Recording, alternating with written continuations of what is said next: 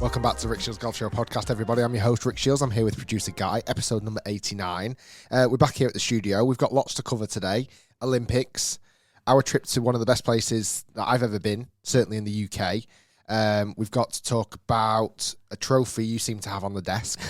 Yes. We've got lots of questions coming in, Dear Ricks, Nightmare Golf Stories. You know what it's all about. Welcome back to Rick Shields Golf Show, everybody. How are you, Guy? I'm good. I feel like sometimes, I'd like to think that most of the podcasts are decent, but sometimes we sit down with not much to talk about, but ends up being a good show. Yeah. But like you just said, then today we have got a lot to talk about. Only probably 3 or 4 big things, but they are big things.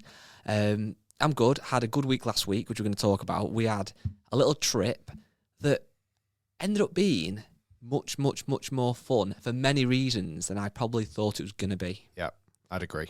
Should we start with that? I think we should.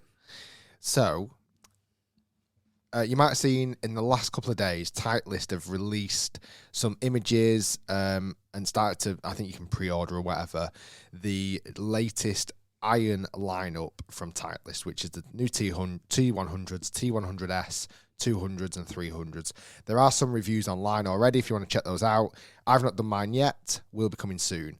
The reason why I've not done mine yet is because Titleist are quite precious. Yes. About me being fitted, making sure I'm in the right specs, as most brands are. A lot of brands will either come and see me, give me a fitting. We don't really show that on video because there's no point, because it sometimes looks a bit too brand heavy, and that's something I'm never really keen on doing. So I've been fitted by every single major manufacturer, from TaylorMade, Ping, Titleist, the list goes on. Well, that's something actually that just maybe just to set the scene, you've kind of covered there, but we've seen this question before on the Facebook group and on Twitter, people asking, do you get fitted? Yeah. And yes and no. It kind of depends on the product, doesn't it? So if, for example, there's some new Odyssey putters coming out, then you just get sent them by Callaway, and they'll be in the right length for you, so like 34 inch. Yeah, most brands have my spec on record, so they know what I like. Exactly. But as the channel's obviously evolved and got bigger and bigger, the brands obviously want to send you a product that's fitted correctly, because obviously they don't want you to have a product that's too long, too upright, too flat, so that when you're then testing it, you're not going to get the best results. Now, certainly with drivers, we're a little bit more kind of, we might get like a shaft that we know you like that feels good for you. And then, because obviously I used to fit in my old job, and obviously you know what you're talking about, we'll kind of hit balls before filming, we'll get the right loft, the right face angle, maybe move the weights a bit. So we always kind of do that ourselves anyway. But Titleist with their new irons, they were going to come up and give you a fitting, probably the Marriott or something. But they invited us somewhere to go and see. Explain it to me, Rick. You're good at doing this. So I remember the first time I heard about it was when Titleist were bringing out their latest drivers, the TSI 2 and 3. And one of the guys from Titleist mentioned that they're building something in the UK that's nothing like it anywhere in Europe, okay? And over in America, I've been fortunate to see facilities over in America. I've weirdly, bar Ping, I've never been to one of the other HQs, so I've never been to Callaway, I've never been to TaylorMade, but I have been to the Ping HQ in Arizona.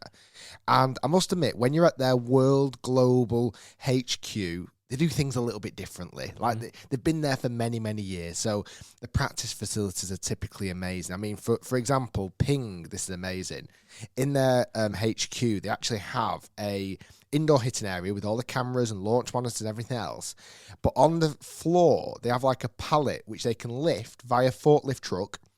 And on that pallet is turf, real grass. So it's you're indoor, you're inside a teaching bay, effectively like my old one at Quest, but you're hitting off grass. And you're hitting outdoor, wow. Outside. So for the best players in the world, like your Bubba Watsons and your Tony Finau's, who are fitted by and are Ping players, that's the service they get. And when that turf is done with, they'll pick up the pallet, wheel it out, and put in the next pallet. For the mere mortal, and they can go back on a mat then. They put, an old mat that's been there 20 years. Okay. Now, typically, I have seen images of TaylorMade and Callaway over in San Diego, typically where a lot of them are based. And again, their fitting facilities is the best of the best. 5-star. The turf is phenomenal. Like, it's all flat, it's all laid out. You've got every shaft option there, every head option there. You're hitting the real golf balls from said manufacturer out onto a driving range where there's real greens, and it's real. Remember that time we had the podcast about how I thought fitting was overrated. Yes. And a lot of the reasons I thought that, it was a bit tongue-in-cheek, it was to get people thinking. But a lot of the reasons I said, and still stand by, is that it's not always relevant to how you play golf on the golf course. So, for example, hitting off a mat, don't do that on the golf course.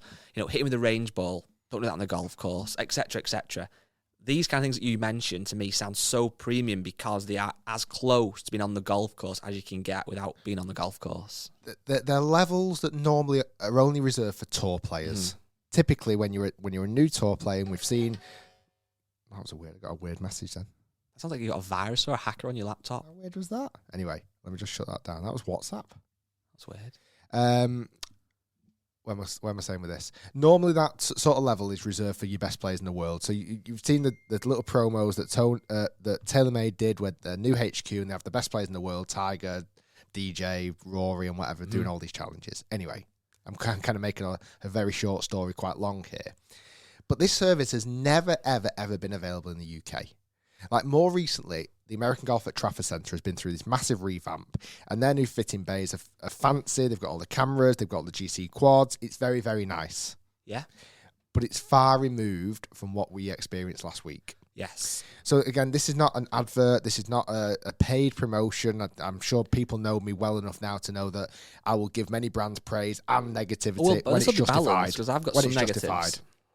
But we got invited to go down to Woburn, yeah, which Woburn in its own right is a facility that is out of this world. There's 3 golf courses there. I've actually played all 3 of them in some way, shape or form. They've got the Marquis course, which is the flagship golf course, Championship golf course. The British Masters was played there. I actually played in the Pro with Tyrrell Hatton there many, many years ago. There's a video on my channel. I've also played the Duke's course, which is the famous one where I beat Pete in 2 second-hand club challenges ago. A phenomenal golf course. A lot of that sort of flexes here. Yeah. Played there with Tyrrell, beat Peter Finch on that course. But then the Dutchess course is one of the hardest golf courses I've ever played in my life. And even though it's shorter than the other 2, it's outrageously narrow. I mean, it's ridiculous. But these golf courses have been basically carved out of this forest. Yeah. It's a phenomenal place. Well, I'd never been to Woburn before. I'm lucky enough to have been to a lot of good resorts in the UK, but I hadn't been to Woburn. And I didn't see the actual golf courses. We didn't really go on to the courses as such. But from what I did see, the chipping green, which we'll come on to in a bit, the putting green, the actual clubhouse, the layout, the kind of general vibe, I really enjoyed it. Yeah. But probably about half a mile from the clubhouse, would you say, a short buggy trip away, there was quite a what's the word? Inconspicuous, I think is probably the right word. Like black, grey kind of wooden fence with a really small, probably about the size of a scorecard sign that I think Titleist Sitting Centre. Performance Centre. Little code that you put in. The door opens, slides across the gate, you drive in. What do you see? You see a facility that I've never seen in the UK before. I tell you what, I know. Sorry for people that are listening. If you're watching this on YouTube, we'll put a clip on now. Yes. If you're listening, come over to the YouTube channel and look, and we'll show you the clip. I almost, or just Google Titleist Performance Centre. I'm sure there are images. I think Titleist have promoted it. This facility is like I've never seen before. It's not open to the public. Like I say, you need to be invited. I think they do fittings there, and it's super expensive. So it's not going to be, unfortunately, a facility a lot of people are going to be able to use, and that's a downside for a facility like this. But you get in there, and there's a building that's only 1 level high, pretty high, but kind of 1 level. It's not 2-story. Very well put together, like a dark wooden exterior, but very modern. Like the driveway up there is like a stone, but not loose stone. I don't know what you call that. It's stone that's fitted into the floor on the driveway, so it's super smooth. And as you look to the right, there's a 350-yard driving range, and every single hitting space is perfect turf, and I mean perfect. It's basically a golf hole, isn't it? Really? Yeah, it's a golf hole in a facility. And then inside, there was a big screen on, and we didn't film any of this again because I don't want it to look too brand heavy. Sometimes I'd like to film some of this stuff. But that, you've hit the nail on the head though, because for a video, although it would be a great insight to people that are never going to go for whatever reason, they might be living abroad or might never go.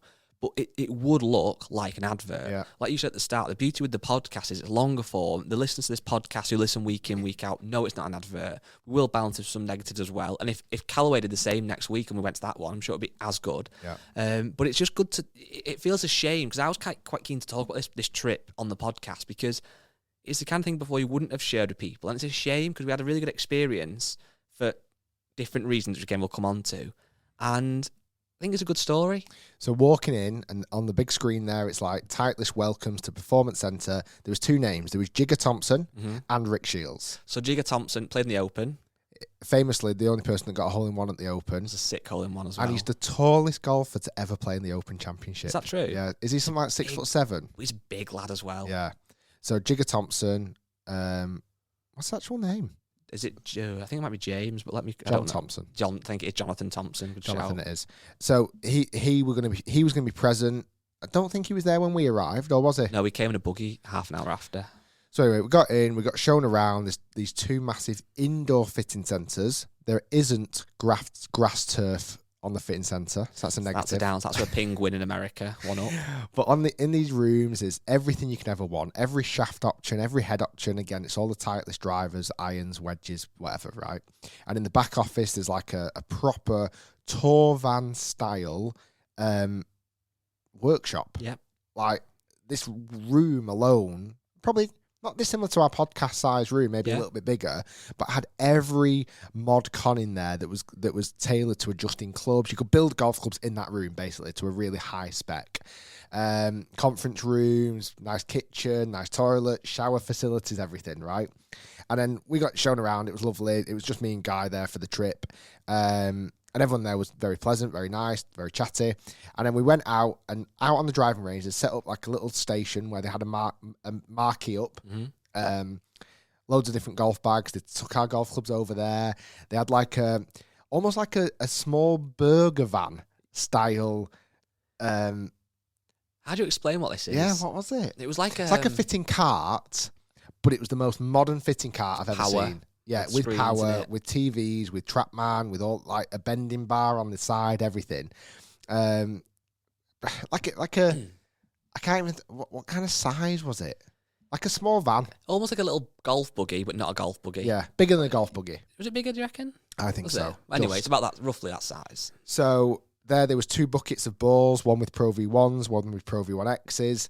And on the golf ball, something I spotted very quickly, that there was massive numbers on the golf ball. Yes. Not the number that you get on the golf ball that represents under the word Titleist. Like a logo, but it's a number. So at the side, if you ever find a golf ball, it's like a Pro V1, and it's like from the Porsche Golf Day or whatever it might be, you find the trees. Like that kind of size, but a number 8, I think we're on your ones. So I asked the question, I said, why is these golf balls, why have they got such big numbers? And apparently, because this facility is going to be very much geared towards pros, tour pros especially, is a lot of tour pros, weirdly enough, don't always play with the brand new Pro V1. Sometimes they'll play with a Pro V1 from like 2015 or 2013 or even further back. Mad. So they have all these buckets of balls, and that particular bucket of balls might be the Pro V1X from 2013. Therefore, all the golf balls in that bucket have a massive number 5 on them. So just when they're collecting them, it's so much quicker than looking at the side and going, right, that's a Pro V1 with a little thing there. What year was that? You've got 8s, 7s, 6s, done. And then all the new ones have whatever number on them. And anyway, so I went for a wedge fitting, something I really wanted to look at, maybe some new wedges. It's not been any disguise. I've not been particularly great with my wedges over the last 6 months, a year, 2 years, 5 years. So I wanted some new wedges. Got a really nice fitting. Probably one of the best fittings I've had. Yeah. Because typically what I don't like about fittings, certainly when it's from a brand and they know who I am and they know they want to try and influence me in some way, they're almost like hype men. Yeah. And I don't like that. That's the best shot you've hit all day. Look at the spin on that. Look at the spin. It's the best shot I've ever seen hit. Oh, wow. I've never seen anyone hit a driver that long. And you're like, shut up. Like, don't give me that. And then I stand up and hit it 12 yards longer. But they were very, very nice. They were very pleasant. They were very professional. Gave me a great fitting. I got looked into getting 4 new wedges, which might be coming soon. Whether I put them in the bag, who knows? That'll be a good little chat on the pod. When you've had them in the bag, well, practice with them for maybe a couple of weeks. Maybe we'll do a bit on that. Then got fitted through the whole new iron lineup from the new T100s, T100Ss, 200s, 300s. And really all it was an exercise of them working out the right shafts for me, working out the right line goals, whatever it may be. typically I'm not far from standard, weren't, though. yeah. Like, I pretty much say this to every brand. I'm pretty much standard lie, standard length, extra stiff shaft. I'm pretty easy. That's kind of what we got out of it anyway. So that was why we went, and like I said, it was a good chance to take the new irons. And as good as the whole facility was, and it is top notch. Personally, I mean, we've not reviewed the irons yet. From the few I hit and the few I saw you hit, this model of T100s and stuff aren't much different to last year or the last iteration. Again, full review to come on that. Yeah. I mean, that's how you look at that, though, because what I kind of, to be fair, I like about this new lineup is that if they were called something totally different, sorry, I'm hitting microphone. If they were called something they're different, it's almost like you expect them to perform different, or if they had massive claims. It's just essentially a new version. They've slightly tweaked them. Which we've seen a lot more brands do. Well, TaylorMade have got some new P790s coming out, which probably can't talk about too much just yet, but again, called P790, so you know they're not going to be massively different. It's very much down the route like a car manufacturer starting to go down, where there might be a new BMW 3 Series. Next 2 years, there'll be a newer version of a BMW 3 Series. Yeah. And that's kind of what clubs are starting to do, which I like, because people are starting to understand, all right, I don't have to maybe change every year, every 2 years. This set that I've got, okay, it might not be the latest and greatest, but it's not that different to the new one. The new one just looks a bit different, or they've tweaked a few things, which I can, that's okay. I'll tell you what, though, speaking of balance, positives and negatives, I tried the new irons out. I currently actually use Titleist T100s, so the new ones were really nice, felt very similar, if not the same, but probably look a little bit cleaner, a bit nicer. But I haven't said that. I said they look cleaner, look nicer. When you see the new stuff of most brands, the old stuff straight away doesn't look as good. I think it's just you're almost subconscious. However, I had a quick go with the driver. I am not a fan of the TSI. You couldn't hit that driver, honestly, I feel like the TSI 3 is super like pear shape, which I used to like when I was growing up, but now it just looks too unforgiving. That TSI 2, the top like leading edge looks dead sharp. And I just couldn't. Do you like them? They just don't feel like they're that powerful. I don't mind the look of them. I understand what you're talking about. Almost like the toes quite flared open. The toes pointing to the right massively. Makes you feel like you're going to hit it right and left. 100%. Which you did. Yes. But yeah, overall, fitting was good. New lineup's good. The facility was out of this world. Even the greens that you hit into are maintained like the greens at Woburn. Mm-hmm. So they take a ball, you can put on them, you can chip on them. And because we're going to come on to this, there was 3 people hitting golf balls there. There was. Or you being 4th. There was four golfers hitting golf balls at that facility. Yes. We've mentioned 3 of them.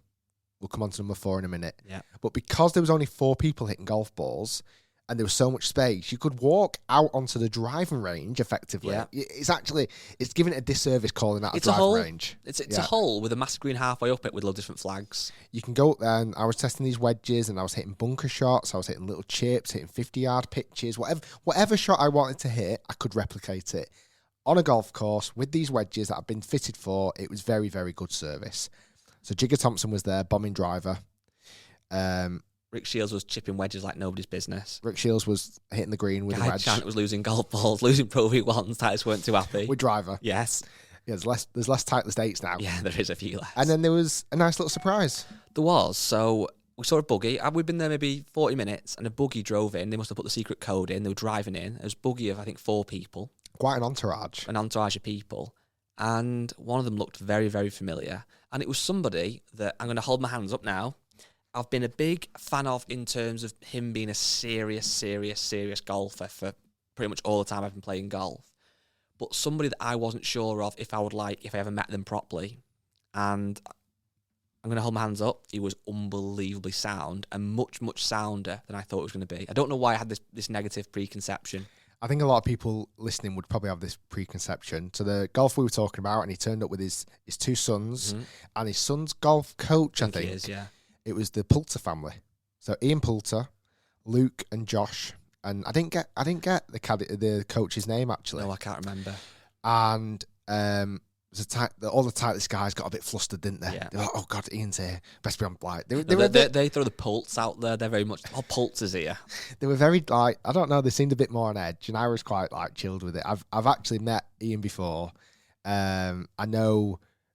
Well, I think the lads watch the channel. I know Luke does, who's the oldest kid. Well, they do, because they walked out and went, oh, Dad, is that YouTuber? But he knew you were, let's be honest. He's that YouTuber that can't chip. who can't break 75.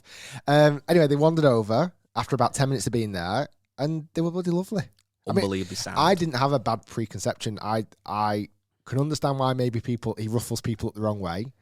I've loved this social media for a long, long time. He was one of the earliest adopters to Twitter. I remember when, like, really, really early, that's his biggest platform.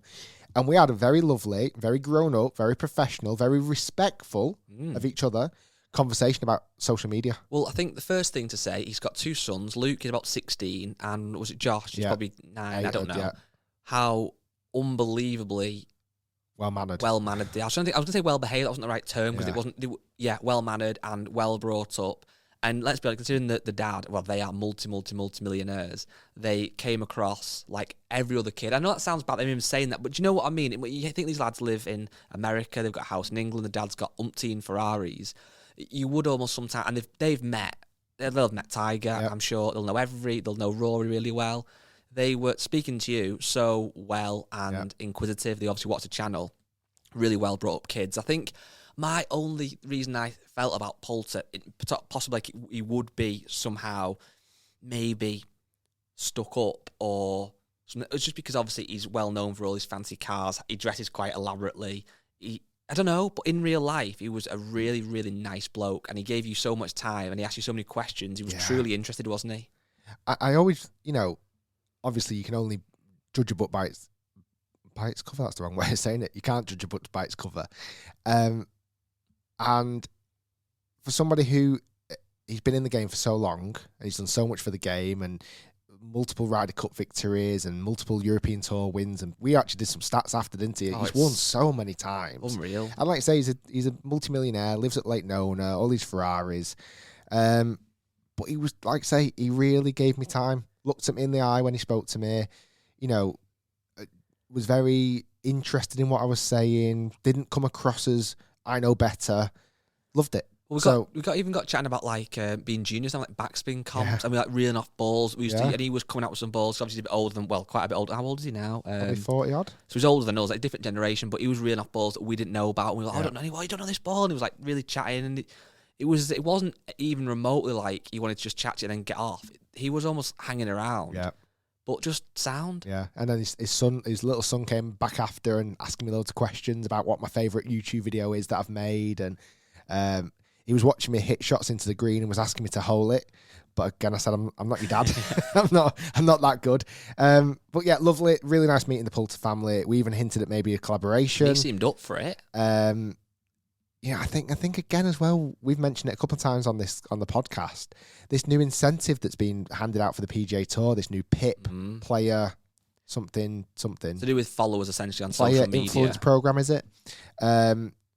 They're going to make money if they've got more followers. So I think any opportunity. I mean, Poulter has got a YouTube channel. He doesn't have enough time to do enough on there, but I think his Instagram stories, the way he posts things. Yeah, class. But another thing that you mentioned at the time, which was so true, was he got there probably 40 minutes after we got there. Oh, this is madness. And he was still there when we went home.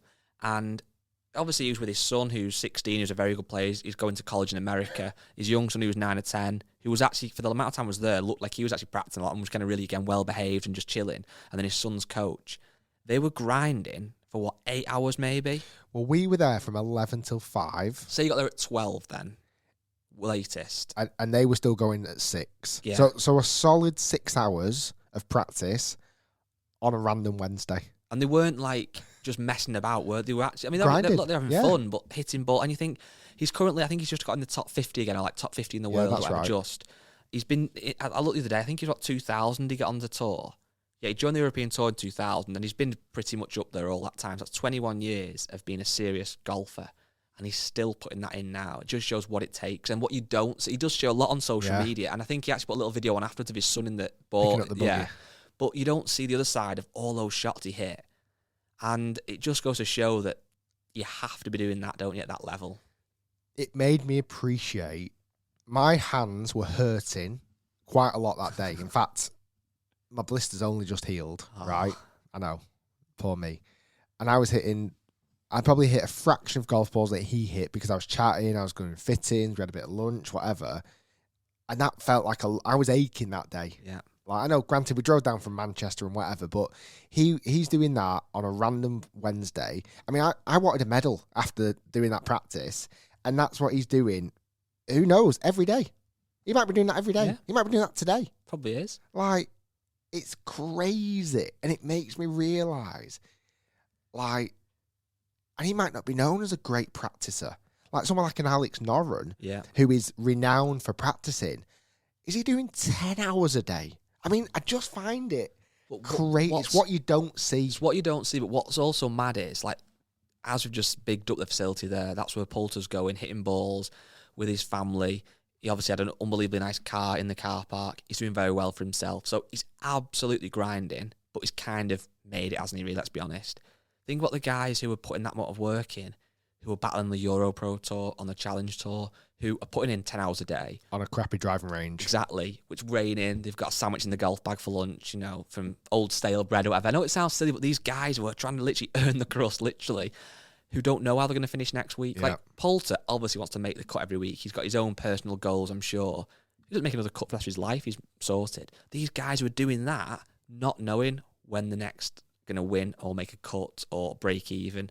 And you think you have to have a certain mindset to be able to do that. Like, how hard is that on your own, on the range? It's a real... It's we've said this before, but being a tour pro is obviously lovely if you are a Poulter, you're a Rory. If you're one of these guys that's up and coming, it must be hard work. Yeah. What's your negativities about the place? The negatives about the place was, first one, which you alluded to before, was the indoor systems are awesome in the outdoor, but you're hitting off mat. Yeah. So for a driver, I don't think that matters because you're on a flat surface. But if you're going there for a fitting and you want it to be indoor because it's raining, because I think it's £500 for a punter to go and have a fitting. So it's a lot of money, and that doesn't come off the clubs. And that goes just towards going. Now, in a way, that's almost like reassuringly expensive. You know for that money you're getting a boss service. But if you go, and on the day you go, you've travelled from Scotland, let's just say, it's really bad rain, and you're indoor hitting balls off a mat with a wedge or a 7-iron, so you can't go outdoors, that's not real, is it? They could have built something where it was somehow grass was still inside. Exactly. Or grass was covered. So that's something that I think, because it's a big thing. If you're spending that much money on golf clubs and a fitting, you want to hit in, and obviously if you went like when we did, it's sunny, you go outside, it's job sorted. So that was one thing that could be a little bit better. I'm clutching at straws. I just think it's a shame that not enough people are going to be able to ever use that facility. Yeah. And I understand Titleist haven't built it for everybody. Titleist fitting centre is at St Ives. That's their normal fitting centre, and they have probably 20 fittings a day. I don't know. This place is going to have 5 fittings a week. Yeah. That 5 people a week are going to be able to go to that facility. So what's that? 250 people a year. That's if they're full, are going to have the opportunity to use one of the best facilities in Europe. But is it one of the best facilities in Europe because only 250 people can use it? The only other thing I thought would have really, really elevated it again was there was obviously the green you mentioned, which was phenomenal, which was probably, was it 70 yards away, would you say? Yeah. It's just a short walk from the start of the range or whatever. But obviously, Titleist are known for several categories. One of the most popular is Scotty Cameron putters. There was nowhere to really put. You could walk up to that putting green and roll a few, but it would have been great as another indoor bay with Sam Putt Lab, with an indoor facility to try the putters. That would have been really... Yeah. Or do you get something a bit more like that, which may come in the future, I don't know. Yeah. Although I am clutching at straws, I think. Listen, it was pretty much perfect. I'd love that facility for myself. Oh, the Rick Shields Golf School. That's the goal in 2 years. Yeah, the Rick Shields Golf Performance. And it'll be £2.50 to come. Wow. Don't quote me on this, anybody. Kids come for free. What about like a vending machine inside that's free as well? Oh, I like that. It was good. It was really good. I think what made it was the whole Poulter thing as well. Just seeing him in the flesh and interacting with him and seeing how sound he was. I'm a fan of Ian Poulter now. There you go. That was good. Not sponsored by Titleist. Last week we flagged off the ball that it wasn't. I hadn't won him ages for ages. I know. That proves that and the drive wasn't that good. Other than that, it was good. Speaking of golf clubs, though, we just released a video that kind of proves that you don't have to necessarily spend a fortune on Titleist or on Ping or Mizuno, whatever, and get fitted. There are other options out there. Yeah. And we went to Clark's Golf Centre, which is near me, And we bought the Cobra package set, which is available at a number of retailers. We call it the secret package set because it's not a secret. You can see it in stores. It's on their website, but you don't see it on their Instagram. They don't necessarily spend advertising money behind it. You have to search for it to find it. And it was a package set that was £649. Had a driver 5-wood hybrid, 6-iron to sand iron, a putter and a bag. We bought it, reviewed it, and it was very good. It was very good. Yeah, listen, it did everything it needed to do. Like, you could play golf with that set of clubs. 100%. And I said in the video that it's really aimed at 3 different types of golfers. Someone who's almost a beginner, who doesn't know what they're buying. Somebody who just wants an easy purchase because they might not, if they had that budget, if they had that budget, they might not be able to know what to buy second hand. And then number 3, somebody might just play in corporate days 6 times a year and they just want a set that look good for business. Yeah. And that's a big thing. I've said this before on the podcast, and it's something that I'm happy to see more major brands are doing, is that people listening to this podcast are pretty hardcore golf fans. So if you got given £700 and someone said, right, go online or go onto Facebook Marketplace and build a set for a friend of second-hand clubs, you could do it. You might get a couple of old Cleveland wedges for £100, an old Odyssey putter, set of ping irons, throw in an old TaylorMade R7 driver, ping Rapture 3-wood, you're done. Nice set of clubs. Yeah. Throw in a cheap bag from Sports Direct, even if you want to get a new one or whatever, and for that money you could do it. But so many people that start the game, and I've had people ask me, like my wife's husbands, my wife's friends' husbands and stuff like that, have come to me and said, oh, I want to start golf, what should I get? And they might have £500, might have a bit more, maybe £600. It's a lot of money to spend on golf equipment. If you don't know what you're looking for. Yeah, and if you don't know what you're looking for. And also, like I said this before, but, so for example, I'm a member of a gym where like racket sports... Need some water. I'll carry on. I've been a member of a gym where racket sports are quite a big thing. And this is weird, Rick's just literally woke off set. But I've got into racket sports and wanted to go out and buy a new racket and gone to like a Sports Direct store or spent money on something that's brand new but not the best quality. But it's nice to have something that's brand new. But you don't always want to have a golf club that's second hand if you are new to the sport. You want to have something that's brand new, never been touched, that's yours, that you unbox, that you take the wrappers off, that you own, that's your baby. Rick's back now. How much were you padding for? It's a little bit of padding. I'm just trying to say about how, like, when you start a new sport, you might be willing to, Rick's now spill his water everywhere, but you want stuff that's new, that you own, that's never been touched. And that's why these package sets, I think, have got a place in the market. You can't get them fitted. So that's a downside potentially. If you're 6'5", you remember that package set, it will be garbage for you. But it gives you a good starter base. You can, over time, replace the driver, replace the putter. And one of the big things that why these brands do it, which you touched on in the video, is because Cobra think if we build a set for that new golfer or that guy that's not sure what to get, and he likes it or they like it, whatever, then in 6 months, in a year, when we release the new driver that Bryson's bombing 400 yards, they might go and buy that. They like Cobra. Yep. So Cobra do one for sure now, obviously. Callaway have done one with a couple, but they do one at Costco, which we've reviewed. Titleist don't do it. Don't know if they ever will. Surprised TaylorMade don't do TaylorMade, one. What's they do? They might. I bet they do in America in like a Walmart or something. Yeah. But it's something that I think more brand, and they are decent.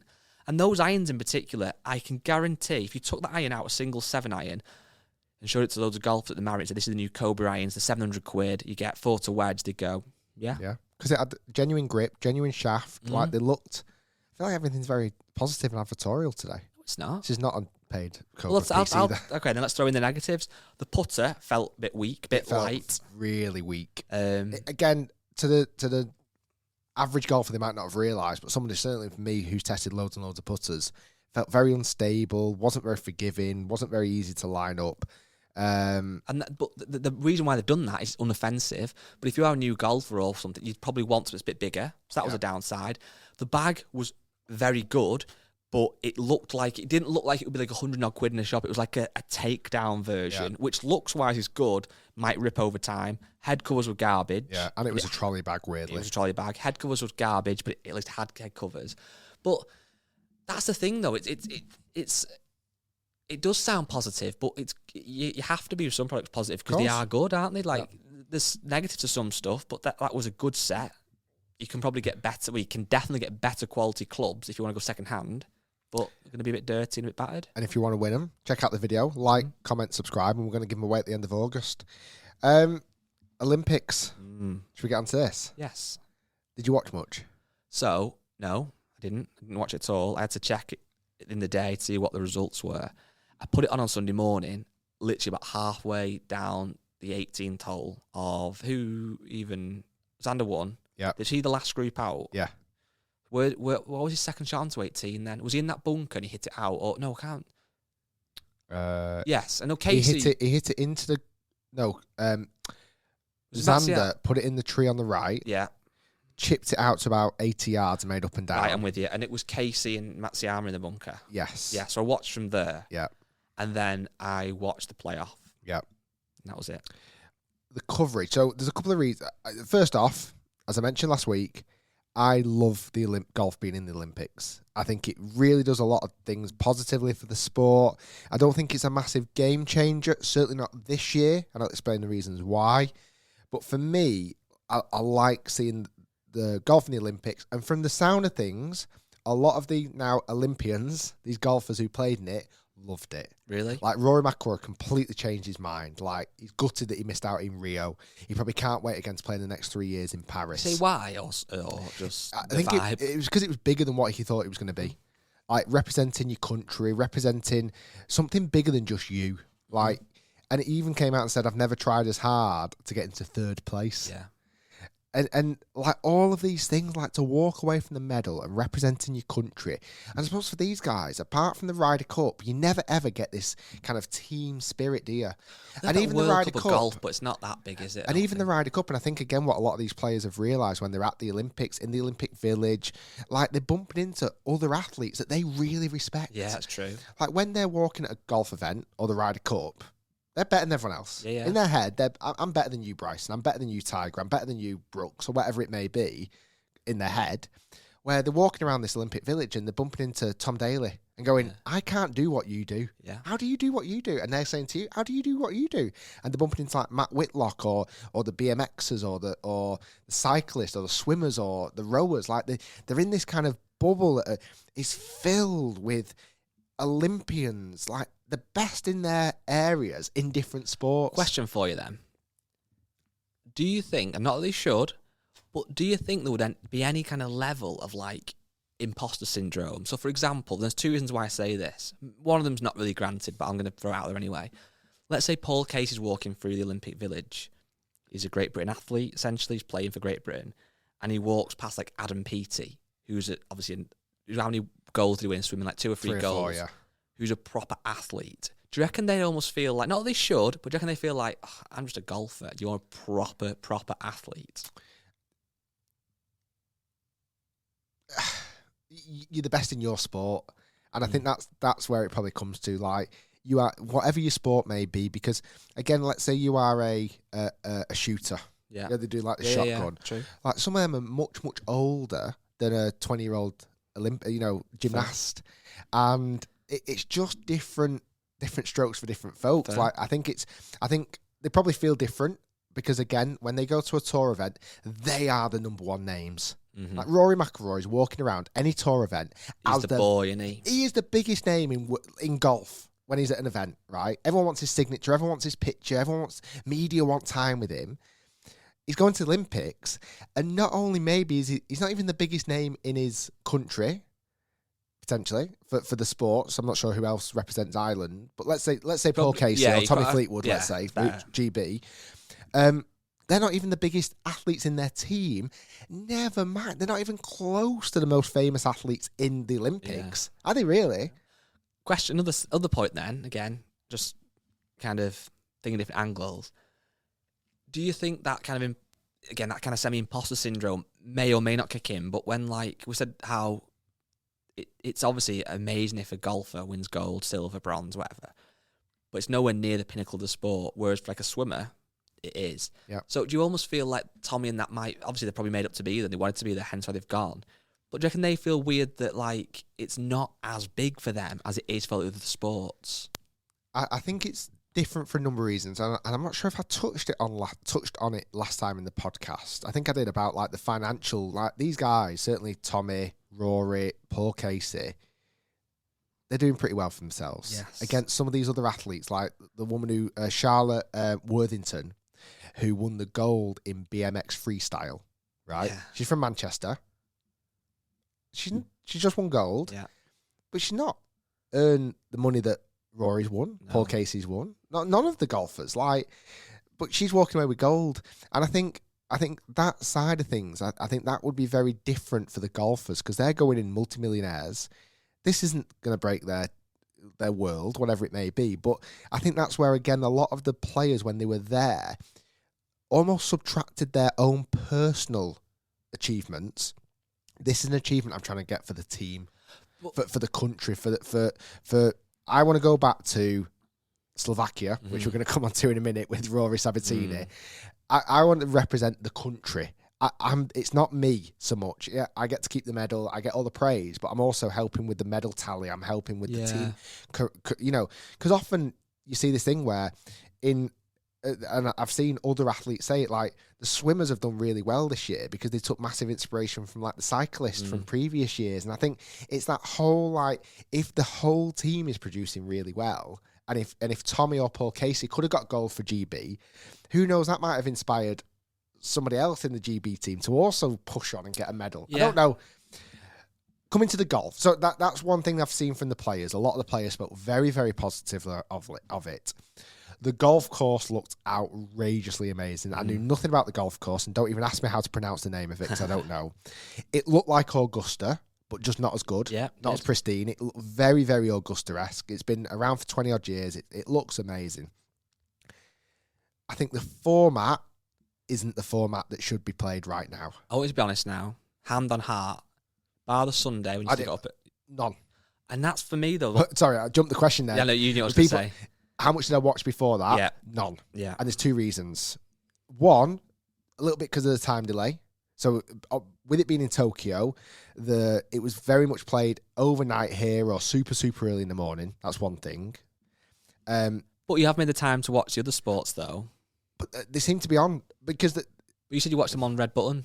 Catch up with because them. It's all like, it's condensed. That's what I'm getting to then. It's not the time. Condensed. It's that, being honest, golf is boring over 4 days for most events. That's what I'm saying. I don't think the format's right for it.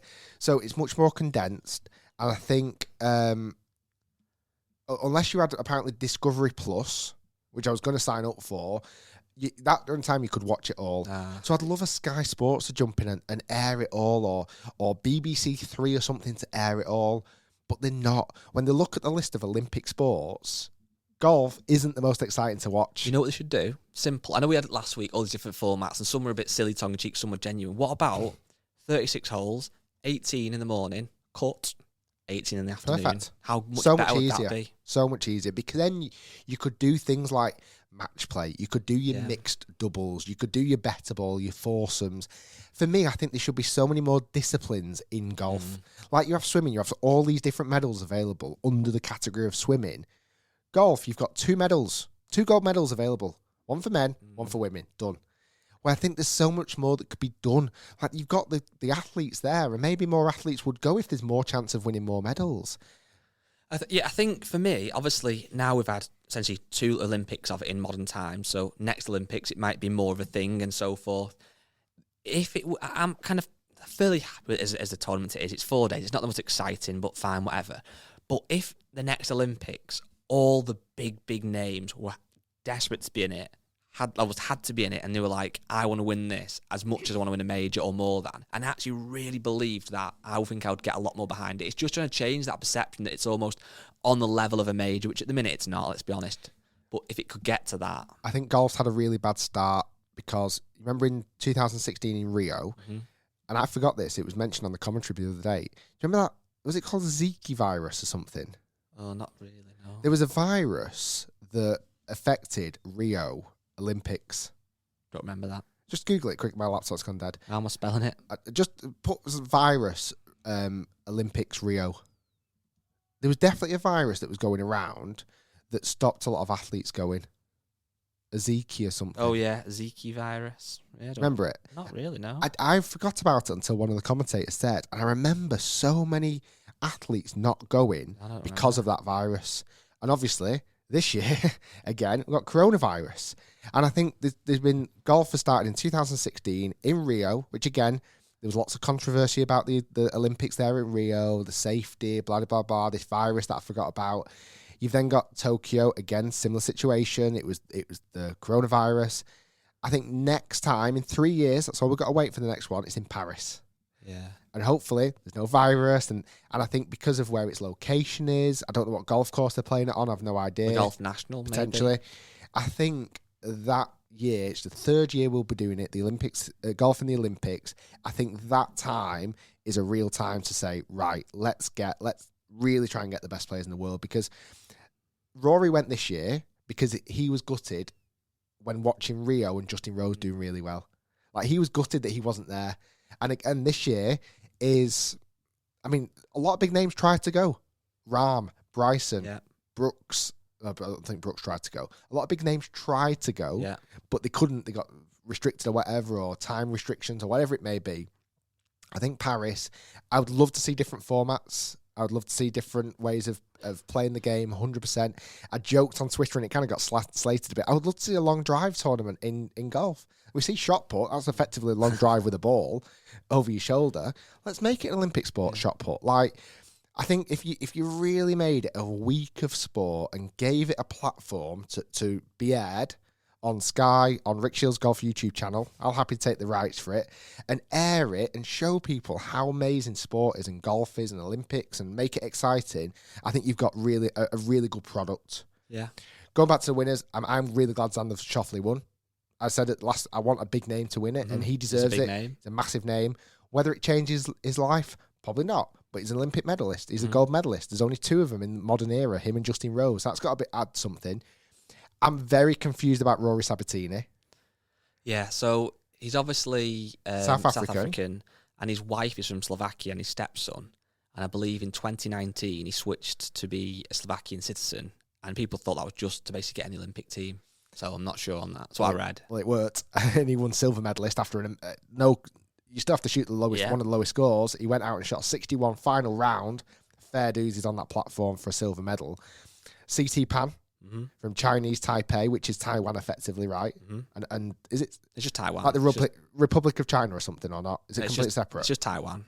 From what I've gathered online. He took silver medalist. Actually held off Colin Morikawa in the final 7-man playoff. That's what made it really exciting. There could have been 3 playoffs. How mad's that? Yeah. Could have been playoff for gold. Oh no, that wouldn't have worked then, would it? No, because then second would have got. Yeah, but then what would have happened if? It probably would have been if there was, say, 10 tied for gold. You'd have had a gold winner. Then it probably would have been a playoff for silver and then for bronze, I imagine. I get it. I'm just reading about this Chinese Taipei. It's just Taiwan, isn't it? Yeah, there was something about, I saw it on Wikipedia. Who knows what to believe on there, but it was something that organised a tournament for the representative Republic of China. Commonly known as Taiwan. Yeah. It's just, I don't understand, but it's Taiwan, as far as I know. Fair dues to him. Had his wife on the bag, as did Rory Sabatini, weirdly enough. A conversation that did get put out there. Should the caddies win a medal? No. Caddy doesn't win an open claret jug, do they? No, but the only defence is, the cocks at the front of a boat. Yeah. They win a medal. I know, but that's kind of, I think that's the same for every one of those events. They would win something, but you don't, like I said, you don't win a green jacket for your caddy at the Masters, do you? No. I would like to have seen, if you had to have the same caddy as your country, so if you're American, you have to have an American caddy. If you're English or Great Britain, you have to have a GB caddy. I would be happy if the caddies took a medal, personally. Or they don't have a caddy. Because how does the caddy make money? They're not going for that, are they? They're going for the most of the caddies are obviously millionaires, or maybe not quite, but very well off. Yeah, because think about to be in the Olympics, most of the guys are the elite. Your Tommies, your Caseys. They've got the normal caddy with them, who's getting 10% every week of whatever, though. So they're going to be well off. I think the caddies should have got a medal, or they don't have caddies. Really? Yeah, 100%. Then women's this week. Same golf course, same format. It'll be interesting now how much airtime that gets, because again, just the men just got no airtime. So I can't imagine the women getting any more. Can you blame it though? I don't think you can. It's boring, isn't it? You just need a platform where it's. That just shows though you've watched every Olympic sport going, and you only watched an hour or 3 hours. I got up early on Sunday, I must admit, to watch it. It was done for like 10 o'clock, pretty much. You've watched a few hours. I watched of 4 the hours final effectively day, because I got up at 6. and you're a golfer, and I am as well. It just needs to be, whether, I don't know, it needs to be two-way. Let's just end this now because there's a lot of Olympics chat, but it either needs to be, it's a bigger event, in which case I want to watch it because it's so big, or it's a different format. Yeah. So many people were asking me, though, where'd you watch it? Like, so many people didn't know where to watch it, which is mad. And I didn't really. I didn't know it was going to be on BBC, because certainly on the BBC, when you go on to Olympics, it just says BBC Olympics. It doesn't massively say what it's going to cover. It doesn't say we're going to cover 3 hours of golf. Because I 100% thought when it got to the 7-man playoff, they're just going to cut this. They were not even going to watch the playoff because something else is going on and they're over schedule or whatever. That could have quite easily happened. Luckily, they stayed live and it was good. I enjoyed it I enjoyed it. It's good. I'd like to see more of it. I'd like to see different formats, definitely. Cool. We'll have the same chat in 3 years. But speaking of the Olympics, let me run it got me thinking about achievements in golf. So regardless of whether the Olympics is as big an achievement as a major or not, it's still some achievement to win an Olympic medal in golf. But unfortunately, Rick, there's only probably 0.001% of the golfing population who go on to be tour pros and have the potential to play in the Olympics or whatever it might be. So I wanted to hear from our listeners and from you, and a little bit from me as well. I know what I'm going to say, but about our best golfing achievements. Okay. So obviously with golf, what's unique is there can be so many different abilities. Obviously, you can have scratch handicappers, 28 handicappers can be playing together. Their perception of an achievement and of good golf and being happy with how they've played is so different. So I asked a question on our Facebook page, which again, quick plug, if you're not on it, it's the Rick Shields Golf Show podcast on Facebook.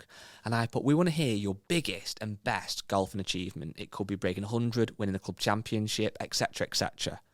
So I'm going to tell you about mine. So people that are watching the podcast will see I have got on the desk a trophy. It looks quite good as well, doesn't it? You commented on before that it had a closed club face, but club face can twist. Nice. So if one wants to play a draw, can open it, little fade, close it, etc. But this is the Huffwood Golf Club 2004, so I was 13 years old, Order of Merit Junior Section winner. Nice. So that's going to go on the back over there. I got it from Mum's house the other day. But the reason I brought that in, it's a bit of a joke, but I was 13 turning 14 in 2004. And the Order of Merit was a tournament where, well, you had golf comps probably every week, certainly in the summer, maybe 1 or 2 a week. And it was a fair format, but also difficult because if you won a comp, you got 4 points, right? Second place, you got 3. Third, you got 2. And then just for playing, you got a point. So if you won a comp, but then you had your summer holiday, and missed 2, your 4 points was not worth as much because other people just played in 3, had 3 points anyway. And also at the time, we had some really quite decent juniors. So that was the era where like golf was my absolute life. Got dropped off in the morning at the golf club, practiced all day, had a chip butty, pint after pint of orange squash, playing for a Pro V1, backspin comps, you know it. And that, I'm kind of laughing at a little bit now, tongue in cheek. But at the time, that club champs was my absolute goal to win that, and I managed to win it. Hence, I got this lovely trophy. But I've probably done other things since that. I've never been at a great level of golf, but still, to me, that is something that I was so proud of at the time, and still kind of am. But I want to hear from you and from our listeners, as kind of mere mortals, as normal, everyday golfers, what was their biggest golfing achievement? So I don't know if you've got one lined up or if you want me to run through a few first. Read some out first. So we've got loads of good ones, and what I like is the variety. So this one is from Scotty Haswell. You got a bit of a cough? You all right? Yeah. You sure? I'll have to do a quick test after this. I've done one. Oh, is it all fine? Yeah, it's fine. Great. This is from Scotty Haswell. It says, I've been playing golf for 8 months now, and I broke 100 for the first time at the course I played my first 18 at. To top it off, it was the last time I'll play there, as I've just moved up to get a new job. No, sorry, I've just up. Yeah, so he's moved up the county. So basically, or did he even say country? So long story short, he's been playing golf 8 months, not very long, broke 100. That's a great achievement. At the course he first played, he's not going to be playing that course again, probably nice. ever. So that was a nice one. This is just, again, shows the levels. Chris Deesborough has got a little picture, and he said, I shot 115, which is the biggest achievement so far, and he also beat his mates. So on the scorecard, he's got his mates shot 120 and 137, so he won by a decent amount. So again, I'm guessing he's a fairly new golfer. Yeah. Tom Ashworth has said, my first birdie after starting back to golf this year after a 26-year break. It was on a par 4. It was a straight drive, then a 4 hybrid, and a 10-foot putt. Nice. A couple more. Hugo Locklove played in a team match play event, right? It was 8 single match plays, but all the players were off 11 handicap or higher. So it must have been like the mid, whatever it's called. But they played off scratch. I played my best 11 holes of my life and beat my opponents 8 and 7. I was 2 under gross for the 11 holes. Oh, my goodness. So he's basically played unbelievable golf. A couple more, and then I want to hear yours.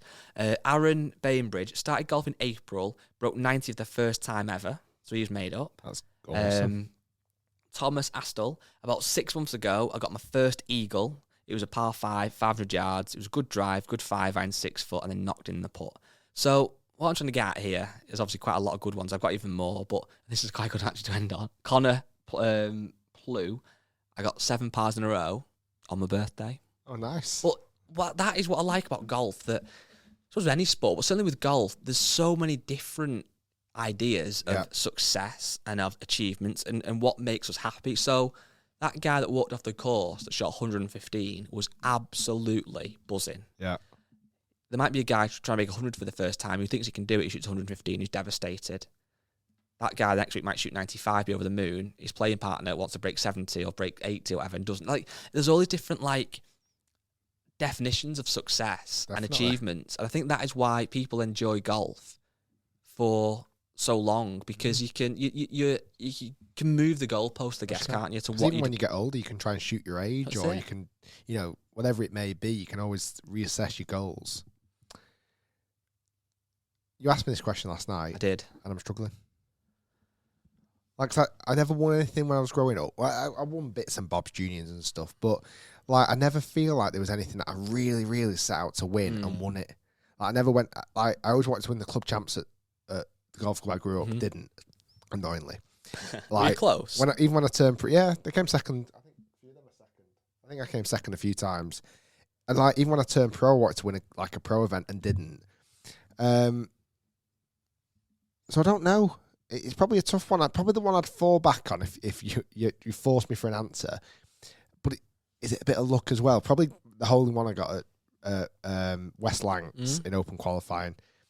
It'd have been nice if that was to get a hole-in-one and parred last to qualify. Let's say it was almost a token hole-in-one because it didn't really change the result that much. But that was pretty impressive because it was in front of loads of people and my first hole-in-one, and to actually have it at a tournament rather than just on a Saturday afternoon playing with my mate or something. So that was quite impressive, and I got a nice tie from the Open, and I kept the flag and the ball and all those things. So probably that's my one, but I almost kind of put that down to a little bit of luck as well, which is annoying because obviously I tried to hit the shot and tried to get it as close as I could, but I couldn't control that. Like, it wasn't going round 18 holes and putting a proper class round together. So I think there's a lot of achievements that I'd like to look into in the future. But whether it's going to change my life, I'm not sure. I don't know if I'm that bothered. Like, I think it's very much about how much you play golf as well, because a lot of these people that are commenting are probably might be new to golf or might have played for ages, but probably quite hardcore golfers, where those kind of scores mean a lot to them. You're at a point now where your golf is your job. Well, I'm in between. If I wanted to achieve more goals, I'd have to play a lot more. Like, I'd have to do a lot more. I'd have to practice a lot more. I'd have to enter tournaments and things like that, which is not really what I want to do. So, I don't know. I don't know what would be my goal. What would be something I'm trying to achieve? Let's say, I don't know. I'd love to break 665, but let's say just you and me went out and did it. I wouldn't count it as a goal. Like, if it was just you and me playing on random Thursday, I'd be like, I've managed to shoot 600 today. Weirdly. Maybe 2022 we can set you a goal on the podcast that you've got to do, and we'll all class it as a success. Cheer you on. Anyway, that was good. I'll make my own trophy. If anyone else has got any ideas maybe we'll cover it a little bit next week. Maybe you can have some time to think. If you want to send us an email with your biggest golf achievement, if you're not a member of the Facebook group, you can email us podcast@rickshields.com. I'm conscious I'm holding my mic a lot again. People have been commenting about that, but I like it. It feels comfy. Matt, how far have we done? All right, so we've done about 50 minutes. There's still that issue with Apple, which I mentioned every week, where they can't go much over an hour. So we'll wrap it up in a minute. But let's say it's quite a serious one. Do you? We talked a lot about golf. Yeah. Is that good? I think so. Okay, it's a golf podcast after all. Tell you what we could actually do before we go to the last section. We've not had many people rate the podcast on Apple as much recently. Okay. And as we've said before, people that are in the clubhouse are your friends, Obviously. granted. And people that rate the podcast 5 stars are also your friends. I've had a few people coming up to me asking me for £50 notes, which is a little bit. Well, I remember that time we were in the Trafford Centre and some guy came up to you and said, "Hiya, Rick, I'm a fan of the podcast. I've rated it 5 stars." And you weirdly went to Curry's and bought him a 50-inch plasma telly. It was a bit excessive. That was weird. So I'm not saying do it every time, but if you do rate the podcast, see Rick in real life, tell him he might buy you a treat up to a value of £499. Anyway, so yeah, rate it 5 stars if you can. Ideally, don't rate it 1 star and call me a ferret face, because that did upset me. I actually like the ferret face, but please don't call me ferret face to get a reaction, because it was actually quite good. Looking at getting a ferret head cover, possibly. Speaking of head covers, speaking of merch. Okay. It's coming. Yes, it is. Hopefully soon. I keep being told I've got samples on the way, but no samples have arrived just yet. The good news is, though, what we have seen isn't just rubbish nonsense. It is good stuff. It's nice stuff. And I think possibly, I'm putting words in your mouth here, but podcast listeners might be the first to know about it, certainly some of the stuff. Yeah, definitely. So if you're interested in that, it's coming soon, and it's going to be good. It's not just going to be nonsense, because that's what we didn't want to do. We didn't want to get you some merch that's got like a rubbish t-shirt with a logo on that you just get on the internet for like 20 quid. It's garbage, let's be honest. This stuff is premium. I want to come on to the final topic. Have you got anything else to... I had a Dear Rick, okay. Which is... Can I just do this quick? Because it's something I need help with. So it's a Dear Rick. I don't think he needs to be anonymous, so I'm going to call him his name. It's Danny. He's from British Columbia in Canada. And he says, due to COVID and a lack of hobbies to take part in, I've recently taken to golf. I go to driving range 3 or 4 times a week and usually hit my local course about twice a week. But the issue I'm having is when I'm at the driving range, it seems I can hit every shot straight as an arrow. And thanks largely to your videos online, I figured out how to swing my driver, and I've been driving an average of 250 yards carry. Nice. But it seems as soon as I'm on the golf course, it's like I forgot how to hit the golf ball. All of a sudden, I'm slicing the balls, I'm topping the ball with my irons, and it's all downhill from here. Mind you, I've only been playing golf for about 3 or 4 months, so I understand it takes time, but is this common, and how can I overcome it? I think less practice on the range and more practice on the course if you can. Like, it's as we mentioned earlier on in the podcast, like, practice on the range is so unrealistic to being on the golf course. Yep. So if you can, go out a quiet night and use more time to, drop balls on the golf course. Obviously, I know some golf courses are a bit funny with this sort of stuff, aren't they? But you can be sneaky. Drop golf, like, go and hit multiple tee shots and put what you're putting on the practice range into play on a practice round without competition. And then as you get more comfortable and you feel more happy to be able to pull off those shots that you've seen on the driving range out on the golf course in practice, those shots will also then creep into your actual tournament play as well. So if you can, practice as much as you can on the golf course. I think when you hear and you speak to a lot of better players, certainly tour players, they spent a lot more time on the golf course than maybe we've realised. And even like Poulter, when we said before, practicing at this wonderful facility, it's like practicing on the golf course. He's got the best of both worlds, but not a lot of people get a chance to do that. Quick one, when you were coaching a lot of times, did you? Because I think that I'm better on the range, but I don't think that's necessarily because it's like flat lies. I think it's because I'm more confident because I can hit it hard. And if I do it away with one, it doesn't match the range ball. Get another ball.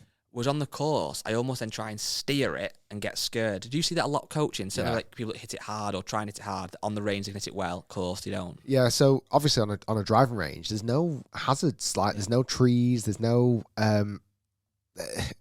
even in your peripheral vision, it's open. Yeah. You don't see anything to the left-hand side if you're riding the golf. You don't see trees. You're not looking up going, oh, I can't go left, it's out of bounds left. I can't go right, it's a pond. Like, there's nothing there to stop you from, hitting, just whacking it. Like, a lot of time, and this is one thing you could take from the driving range out on the golf course. A lot of time when you're on a range, you'll pick a target in the distance, a tree, a 250 banner, or whatever it is. Look at that and hit it at that. You don't look at the net. You don't look at on the right-hand side is another green. You look at your target and you hit at that target. It's harder on the golf course because, one, your target isn't a big sign in the background of the golf hole. It's just not. It's normally you have to pick out a point of a tree or you've got to pick out the edge of a bunker or whatever it may be. And then just imagine like the third hole at the Marriott, which is a really tree-lined exit out of the hole. Like, you're looking at it and going, oh, my God, like, this is quite slim. I've got to feed it through this gap. I can't go right. I can't go left. Oh, do you remember that time when I hit it right and lost the ball? Like, so all those things, like all those exterior factors come into play.